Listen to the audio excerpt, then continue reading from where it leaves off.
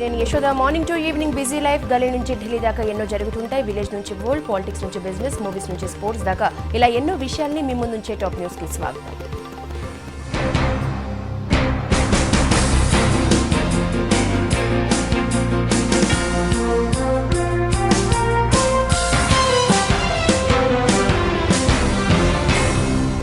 Chest hospital ఇష్యూపై fight షురూ చేసింది కాంగ్రెస్. ఇవాళ గాంధీ భవన్ నుంచి రాజ్ భవన్ వరకు పాదయాత్రకు ప్లాన్ చేసింది. వందలాది మంది కార్యకర్తలు ఉదయాన్నే పార్టీ ఆఫీసుకు చేరుకున్నారు. ప్రభుత్వ వ్యతిరేక నినాదాలతో నాంపల్లి ప్రాంతం హోరెత్తింది. పీసీసీ చీఫ్ పొన్నాలతో పాటు ఉత్తమ్ కుమార్ రెడ్డి, డిఎస్, దానం, షబీర్ అలీ, సిరిసిల్ల రాజయ్య, మర్రి శశిధర్ రెడ్డి, శ్రీధర్ బాబు, గీతారెడ్డి, అంజన్ కుమార్ యాదవ్, పొన్నం ప్రభాకర్ పాదయాత్రలో పాల్గొన్నారు. అయితే ర్యాలీ నాంపల్లి స్టేషన్ దగ్గరకు రాగానే పర్మిషన్ లేదంటూ ర్యాలీని అడ్డుకున్నారు పోలీసులు.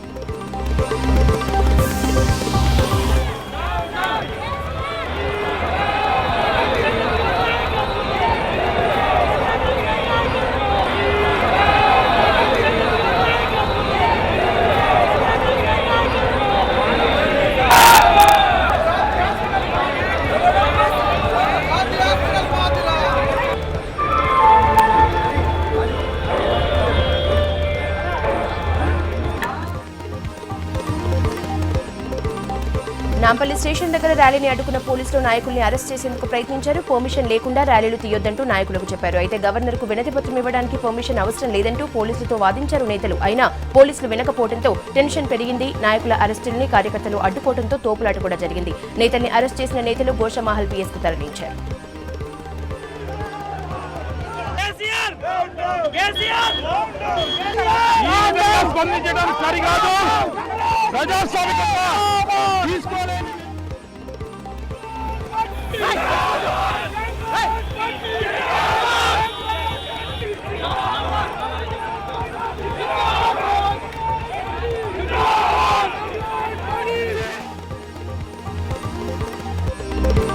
పోలీసులకు కార్యకర్తలకు జరిగిన తోపులాటలో పీసీసీ చీఫ్ పొన్నాల గాయపడ్డారు. ఆయన మోచేతికి గాయమైంది. దీంతో పొన్నాలను నిమ్స్ హాస్పిటల్ కు తరలించారు పార్టీ శ్రేణులు.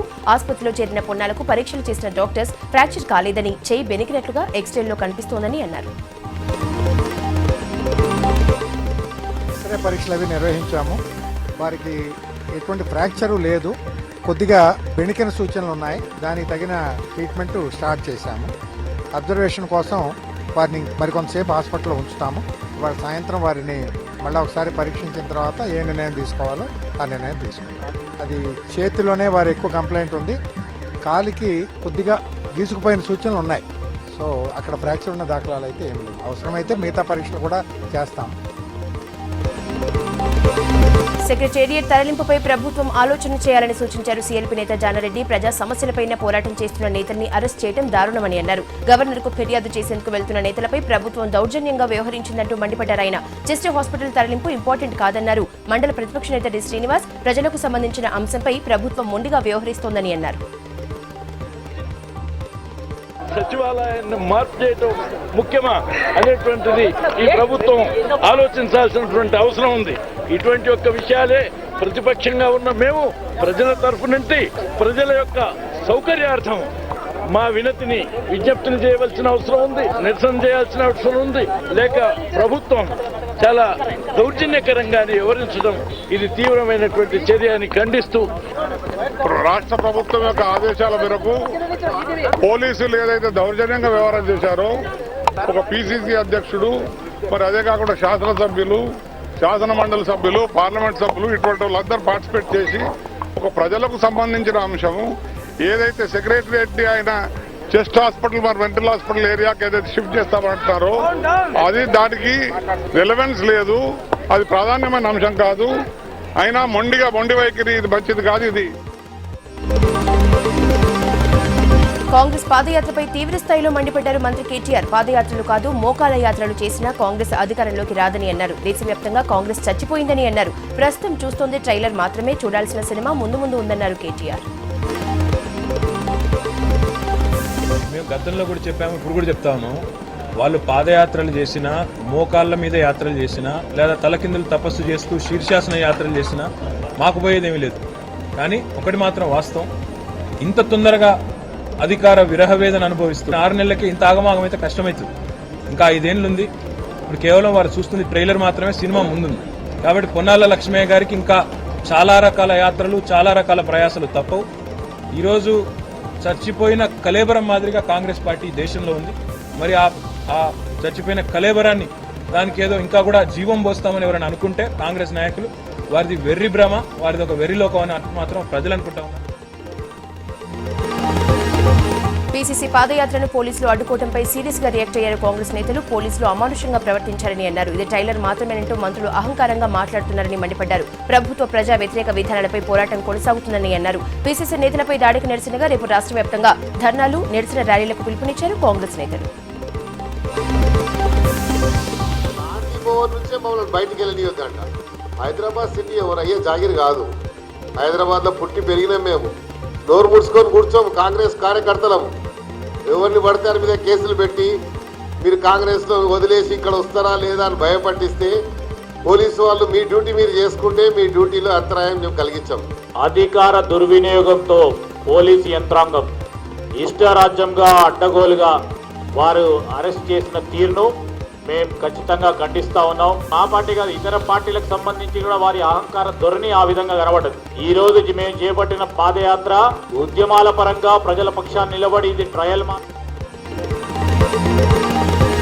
కాంగ్రెస్ పాదయాత్రను టీఆర్ఎస్ ప్రభుత్వంకు కుట్రపూరితంగా అడ్డుకుందన్నారు ఆ పార్టీ ఎమ్మెల్యే డీకే అరుణ. పాదయాత్రకు మద్దతుగా మహబూబ్నగర్ జిల్లా గద్వాల్లో చేపట్టిన ధర్నాలో పాల్గొన్న ఆమె కేసీఆర్ నియంతలా వ్యవహరిస్తున్నారని ఆగ్రహం వ్యక్తం చేశారు. పాదయాత్రలో పోలీసులు వ్యవహరించిన తీరు సరికాదన్నారు అరుణ.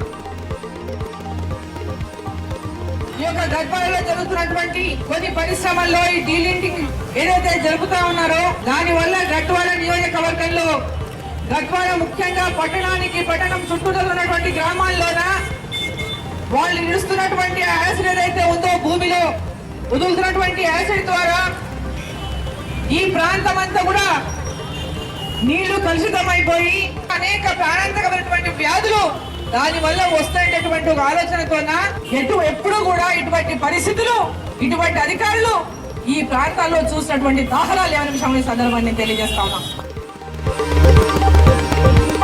కాంగ్రెస్ పాదయాత్రను అడ్డుకునేందుకు నిరసనగా వరంగల్ జిల్లా జనగామలో సీఎం కేసీఆర్ దిష్టిబొమ్మను దగ్ధం చేశారు ఆ పార్టీ కార్యకర్తలు. రాష్ట్రాన్ని ఇచ్చింది కాంగ్రెస్ పార్టీనన్న విషయాన్ని మరిచిపోయి కేసీఆర్ ప్రవర్తిస్తున్నారని ఆరోపించారు. ప్రభుత్వ తీరుకు నిరసనగా రేపు జిల్లా వ్యాప్తంగా నిరసనలు చేపడతామన్నారు నేతలు.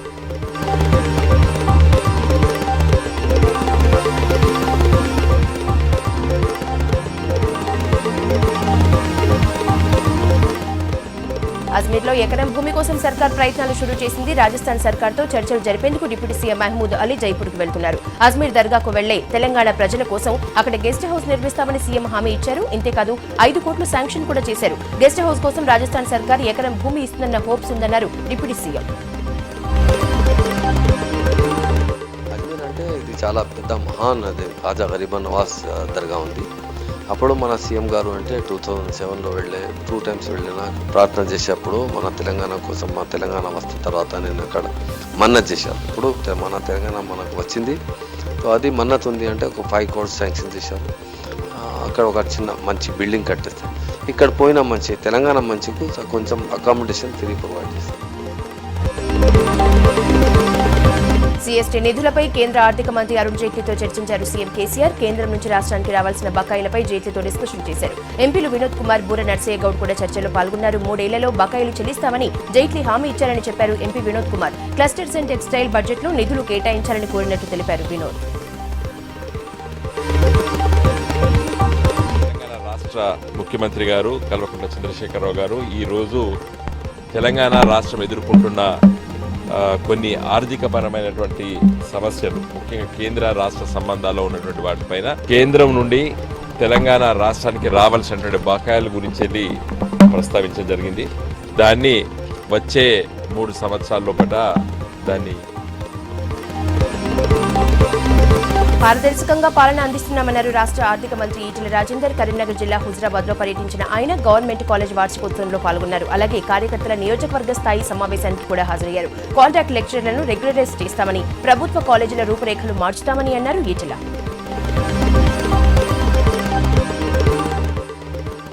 ఈ దేశంలో, ఈ రాష్ట్రంలో లంచగొండితనం, ఆశ, పక్షపాతం, బంధుప్రీతి అయితే రాజ్యం ఏలిందో అవన్నిటికీ భిన్నంగా తెలంగాణ ప్రభుత్వం పారదర్శకత ఉంటుంది. తెలంగాణ ప్రభుత్వం నిజాయితీగా ఉంటుంది అనడానికి ఒక ఉదాహరణ కూడా మీకు కళ ముందు చూసింది. ఎంతటి వారినైనా కూడా తప్పు చేస్తే ఎవరిని కూడా ప్రభుత్వం క్షమించదు అనడానికి 11 నరక యాత్ర నుంచి బయటపడేసేందుకు ఒక్క ఛాన్స్. సక్సెస్ అవుతుందో లేదో తెలియదు కానీ ఆపరేషన్ వరకు తీసుకువెళ్తున్నారు డాక్టర్లు. అవిభక్త కవలలు వీణావాణిల్ని వేరు చేసేందుకు లండన్ డాక్టర్లు ముందుకొచ్చారు. నిలోఫర్ హాస్పిటల్లో చిన్నారులిద్దరిని పరీక్షించారు. ఆపరేషన్ కు ఛాన్స్ ఉందని శుభవార్త చెప్పారు. లండన్లోని గ్రేట్ స్ట్రీట్ హాస్పిటల్ వీళ్లకు ఆపరేషన్ చేసేందుకు ముందుకొచ్చింది. వేరు చేసేటప్పుడు బ్లీడింగ్, బ్రెయిన్ డ్యామేజ్ లాంటి కాంప్లికేషన్స్ వచ్చే ప్రమాదం ఉందంటున్నారు. అయితే 80% సక్సెస్ అయ్యే అవకాశాలున్నాయంటున్నారు వైద్యులు. మా దగ్గర వీణావాణి అని కంజాయింట్ ట్విన్స్ ఉన్నారు. దాదాపు 9 సంవత్సరాల నుంచి మా దగ్గర ఉన్నారు. ముఖ్య విషయం ఏంటంటే, చెప్పుకోదగ్గ విషయం ఏంటంటే, వాళ్ళకి సర్జరీ కోసమని దాదాపు చాలా రకాలుగా ప్రయత్నించడం జరిగింది ఇప్పటివరకు. ఇప్పుడు లండన్ నుంచి doctor David Dunavy and doctor Jilani from Ormond street hospital నుండి వాళ్ళని పిలిపించడం జరిగింది. వాళ్ళు పిల్లల్ని ఎగ్జామిన్ చేసి వారికి ఎంతవరకు ఈ శస్త్రచికిత్స చేయడము దానివల్ల లాభం ఏంటి ఉంటుంది అన్నది చూసిన తర్వాతనే. హైదరాబాద్ శివార్లలో ఆర్టీఏ అధికారులు దాడులు నిర్వహించారు. రాజేంద్ర నగర్ పరిధిలోని బెంగళూరు హైవేపై తనిఖీలు చేశారు. నిబంధనలకు విరుద్ధంగా తిరుగుతున్న 5 బస్సులను సీజ్ చేశారు. కర్ణాటక, తమిళనాడు నుంచి రాకపోకలు సాగిస్తున్న బస్సుల్ని లక్ష్యంగా చేసుకుని అధికారులు దాడులు కొనసాగిస్తున్నారు.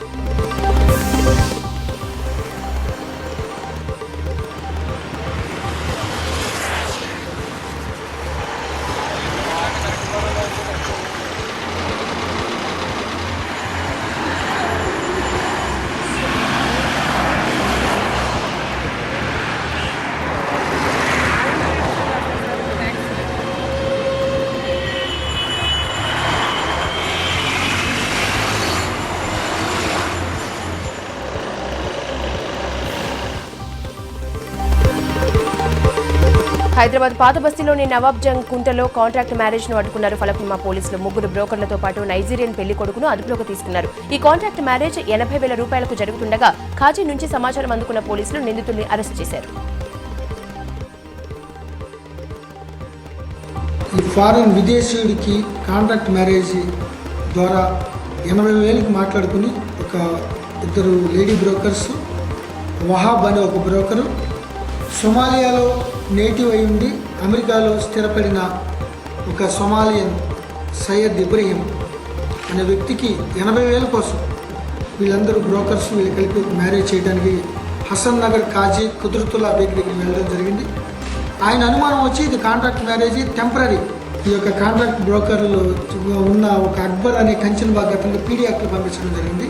సో ఆ రిపోర్ట్ మీద మేము కేసు నమోదు చేసి ఆ 4గురిని అరెస్ట్ చేయడం జరిగింది. గత నెల 30 నుంచి కనిపించకుండా పోయిన తమ 3 పిల్లల కోసం కొండంత ఆస్తో ఎదురు చూస్తున్నారు మహబూబ్ నగర్ కు చెందిన నారాయణ, మారెమ్మ దంపతులు. అడ్డాకుల మండలం కుమిరెడ్డిపల్లి గ్రామానికి చెందిన నారాయణ, మారెమ్మలకు 5గురు సంతానం. వీరిలో మనిమ్మ, జ్యోతి, మన్యకొండ గత వారం నుంచి కనపడకుండా పోయారు. దీంతో ఆ దంపతులిద్దరూ వెతకని చోటు లేదు, అడగని ఇల్లు కూడా లేదు. అయినా పిల్లల జాడ లేకపోవడంతో తీవ్ర ఆందోళనలో ఉన్నారు నారాయణ దంపతులు. ఈ నెల 20 నుంచి ప్రారంభమయ్యే యాదగిరిగుట్ట లక్ష్మీ నరసింహస్వామి బ్రహ్మోత్సవాల పోస్టర్ను విడుదల చేశారు ఆలయ అధికారులు. ఈ కార్యక్రమంలో స్థానిక ఎమ్మెల్యే గొంగిడి సునీత, మహేందర్ రెడ్డి పాల్గొన్నారు. స్వామివారి తిరు కళ్యాణోత్సవానికి సీఎం కేసీఆర్ హాజరవుతారని, లక్ష్మీ నరసింహుడికి పట్టు వస్త్రాలు సమర్పిస్తారని అన్నారు ఎమ్మెల్యే. బ్రహ్మోత్సవాలు వచ్చే నెల 2 వరకు జరగనున్నాయి. హాట్ గా నడిచిన బీహార్ రాజకీయం ఓ కొలికి వచ్చింది. కొత్త సీఎంగా నితీష్ కుమార్ దాదాపు ఖరారైనట్లే. జేడీయూ ఎమ్మెల్యేలు నితీష్ ని తమ శాసనసభాపక్ష నేతగా ఏకగ్రీవంగా ఎన్నుకున్నారు. సాయంత్రం జరిగిన శాసనసభాపక్ష సమావేశంలో నితీష్ ను జేడీయూ ఎల్పీ లీడర్ గా ఎన్నుకున్నారు. పార్టీ అధ్యక్షుడు శరద్ యాదవ్, ఇతర పార్టీ నేతల సమక్షంలో నితీష్ ఎన్నిక జరిగింది. ఈ సమావేశానికి సీఎం జీతన్ రామ్ మాంఝీ హాజరు కాలేదు. మాంఝీ వర్గ ఎమ్మెల్యేలు సమావేశాన్ని బహిష్కరించారు. 97 మంది ఎమ్మెల్యేలు, 20 మంది ఎమ్మెల్సీలు నితీష్ కు సపోర్ట్ ఇచ్చారు. మరోవైపు నితీష్ కుమార్ వర్గ మంత్రులు గవర్నర్ త్రిపాఠి, రాష్ట్రపతి ప్రణబ్ ముఖర్జీలకు లేఖ రాశారు. మాంఝీ కేబినెట్ లో మెజారిటీ మంత్రులు వ్యతిరేకించిన అసెంబ్లీ రద్దుకు సిఫారసు చేశారని లేఖలో తెలిపారు. సెంట్రల్ ఢిల్లీలోని నిర్మాణ్ భవన్ లో కాంగ్రెస్ చీఫ్ సోనియా గాంధీ ఓటేశారు. ఉదయం 9:35 పోలింగ్ కేంద్రానికి చేరుకున్నారు సోనియా. ప్రజలు కోరుకున్న సర్కారే ఢిల్లీ వస్తుందని అన్నారు. సోనియా రాక సందర్భంగా సెక్యూరిటీని టైట్ చేశారు. ఢిల్లీ ఎన్నికల్లో కాంగ్రెస్ వైస్ ప్రెసిడెంట్ రాహుల్ గాంధీ ఓటేశారు. న్యూఢిల్లీ సెగ్మెంట్ లో ఆయన ఓటేశారు. ఉదయం 10:10కి ఔరంగజేబ్లోని 88వ పోలింగ్ స్టేషన్ కు ఆయన చేరుకున్నారు. ఓటేసిన తర్వాత సైలెంట్ గా వెళ్లిపోయారు రాహుల్.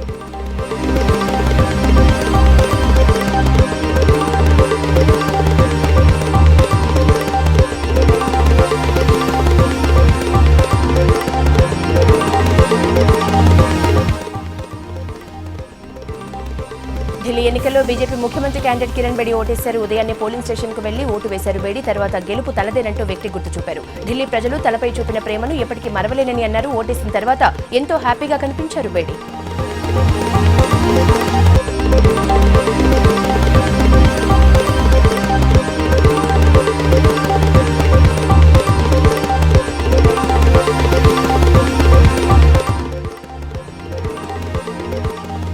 ఆమ్ ఆద్మీ పార్టీ చీఫ్ కేజ్రీవాల్ లోఢీ కాలనీలోని ఓ పోలింగ్ స్టేషన్ లో ఓటేశారు. ఉదయాన్నే పోలింగ్ కేంద్రానికి చేరుకున్నారు. కేజ్రీవాల్ రాక సందర్భంగా పోలింగ్ కేంద్రం దగ్గర సెక్యూరిటీని టైట్ చేశారు. ఢిల్లీలో ఆమ్ ఆద్మీ పార్టీ సర్కార్ ఏర్పడటం ఖాయమన్నారు కేజ్రీవాల్.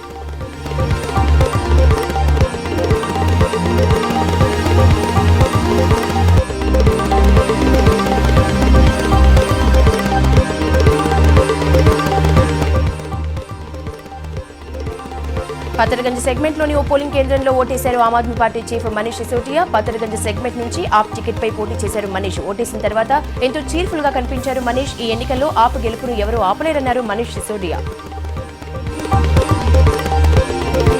ఢిల్లీ ఎన్నికల్లో కాంగ్రెస్ సీనియర్ లీడర్ అజయ్ మాకెన్ ఓటేశారు. రాజౌరి గార్డెన్ పోలింగ్ బూత్ లో ఓటు వేశారు అజయ్ మాకెన్. ఢిల్లీ ఎన్నికల్లో అనుకున్న దానికంటే ఎక్కువ సీట్లు తెచ్చుకుంటామని అన్నారు కాంగ్రెస్ లీడర్. ఎలక్షన్ ర్యాలీలో కాంగ్రెస్ కు మంచి రెస్పాన్స్ రావటమే దీనికి నిదర్శనమన్నారు అజయ్ మాకెన్. ఢిల్లీ అసెంబ్లీ ఎన్నికల్లో కేంద్ర మంత్రి డాక్టర్ హర్షవర్ధన్ ఓటేశారు. ఉదయాన్నే పోలింగ్ స్టేషన్ కు వచ్చి ఓటేశారు. హర్షవర్ధన్ తో పాటు ఆయన మదర్ కూడా పోలింగ్ కేంద్రానికి వచ్చారు. ఆమె కూడా ఓటేశారు. కాంగ్రెస్ లీడర్ రాష్ట్రపతి ప్రణబ్ ముఖర్జీ కూతురు శర్మిష్ఠా ఢిల్లీ ఎన్నికల్లో ఓటు హక్కు వినియోగించుకున్నారు. గ్రేటర్ కైలాష్ సెగ్మెంట్ నుంచి శర్మిష్ఠా కాంగ్రెస్ క్యాండిడేట్ గా పోటీ చేశారు. తన గెలుపు ఖాయమన్నారు శర్మిష్ఠా.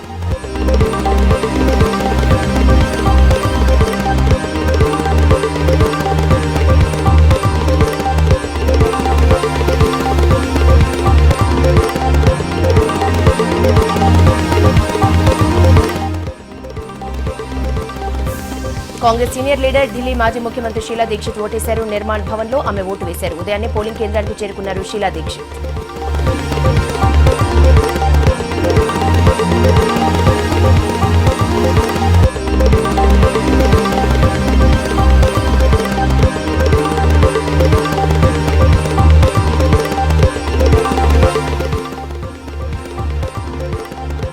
ఎలక్షన్స్ లో ఈసారి యూత్ పెద్ద ఎత్తున ఓటింగ్ లో పార్టిసిపేట్ చేసింది. పోలింగ్ షురూ అవడానికి ముందే పోలింగ్ స్టేషన్ల దగ్గర బారులు తీరింది. ఫస్ట్ టైం ఓటు వేస్తున్న వాళ్లు పెద్ద సంఖ్యలో కనిపించారు. ఢిల్లీ చరిత్రను మలుపు తిప్పే అసెంబ్లీ ఎలక్షన్స్ లో ఓటు చేయడం ఎంతో హ్యాపీగా ఉందని అన్నారు.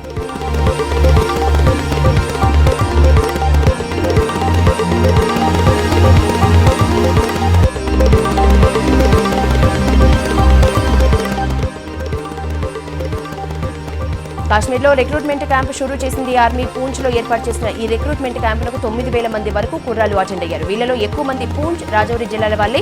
ఆర్మీ రిక్రూట్మెంట్ కాశ్మీర్లో నిరుద్యోగ సమస్య చాలా వరకు పరిష్కారం అవుతుందని భావిస్తున్నారు ఉన్నతాధికారులు. ఢిల్లీ అసెంబ్లీ పోలింగ్ భారీ సెక్యూరిటీ మధ్య ముగిసింది. ఢిల్లీ వీధుల్లో ఎటు చూసినా పోలీసులే కనిపించారు. ఎలాంటి గొడవలు జరగకుండా కట్టుదిట్టమైన భద్రతా ఏర్పాట్లు చేశారు. పోలింగ్ కేంద్రాల చుట్టుపక్కల పెద్ద ఎత్తున వెహికల్స్ తనిఖీలు చేపట్టారు. రాజ్యసభ ఎన్నికలతో కాశ్మీర్ పాలిటిక్స్ సందడిగా మారాయి. కాశ్మీర్ నుంచి మొత్తం 4 రాజ్యసభ సీట్లకు పోలింగ్ జరిగింది. 4 సీట్లకు గాను 7 పోటీ చేశారు. వీళ్లలో కాంగ్రెస్ సీనియర్ లీడర్ గులాం నబీ ఆజాద్ కూడా ఉన్నారు. ఆజాద్ కు నేషనల్ కాన్ఫరెన్స్ సపోర్ట్ ఇచ్చింది. రాజ్యసభ ఎన్నికల్లో ఓటేసిన వాళ్లలో మాజీ ముఖ్యమంత్రి ఒమర్ అబ్దుల్లా కూడా ఉన్నారు.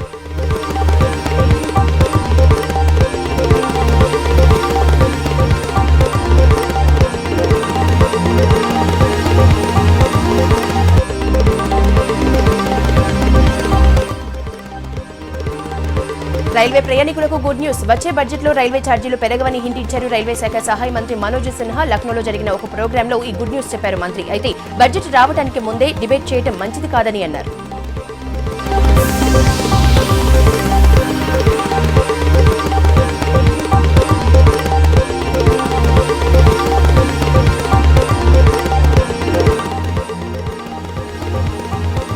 విశాఖ బీచ్ నిరంతరం కోతకు గురవుతూనే ఉంది. 2 ఏళ్ల క్రితం ఒక చోటే కోతకు గురైన బీచ్ గత 2 నెలల కాలంలో 4 చోట్ల కోతకు గురవుతోంది. దీంతో పర్యాటకులు, సందర్శకులు బీచ్ కి రావాలంటేనే భయపడిపోతున్నారు. అయితే ప్రభుత్వం ఇప్పటి వరకు చర్యలు తీసుకోకపోగా కనీసం హెచ్చరిక బోర్డులు కూడా ఏర్పాటు చేయలేదని ఆగ్రహం వ్యక్తం చేస్తున్నారు విశాఖ వాసులు.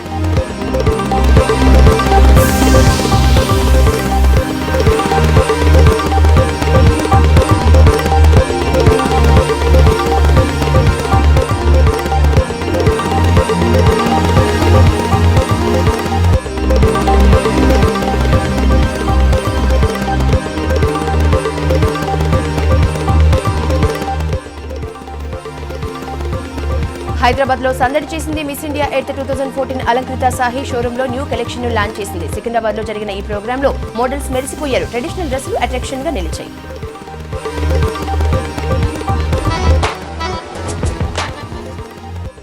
And I'm wearing something very beautiful, and all the jewelry that is so beautifully made and established and displayed here. I think the pattu sarees, the kanchipuram sarees, the silk, they're not just for women of the older age group, and the prices are very reasonable. So I think we all should really be proud of where we belong, and to all the people who are working in our country and the state and representing the true culture and value of the Indian heritage. ప్రతి designs చూసాను. పట్టులో ఇన్ని varieties ఉన్నాయని ఇక్కడికి వచ్చాక నాకు తెలిసింది. చాలా పేర్లు ఉన్నాయి పట్టువి.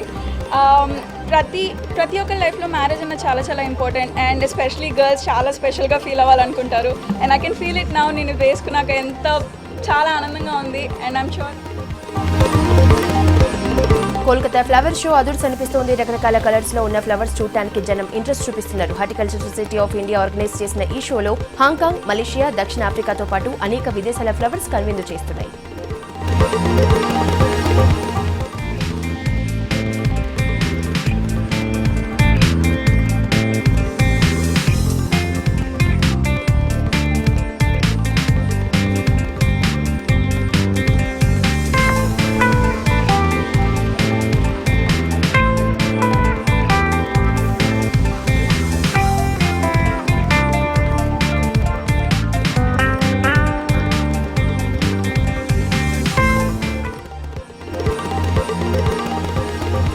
Top news coming up. Telangana Times. Stay tuned to V6 News as it is.